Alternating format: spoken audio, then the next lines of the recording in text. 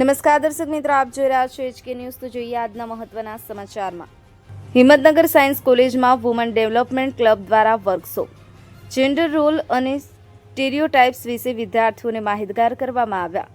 હિંમતનગર નાગરિક સહકારી bank limited science college Himmatnagar ખાતે વુમન ડેવલપમેન્ટ ક્લબ દ્વારા જેન્ડર રોલ અને સ્ટીરિયોટાઇપ્સ વિષયક વર્કશોપનું આયોજન કરવામાં આવ્યું।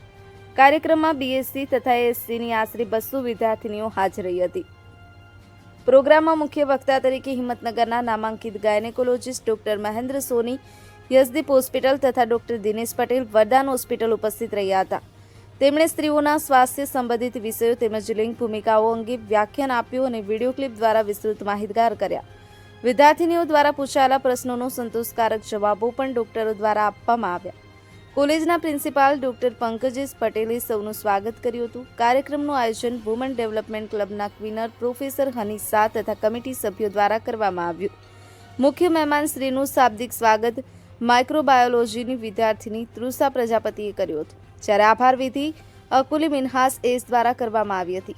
કોલેજના સ્ટાફ મિત્રોની હાજરીથી કાર્યક્રમ સફળતાપૂર્વક પૂર્ણ થયો હતો। Bureau report HK news, Himmatnagar.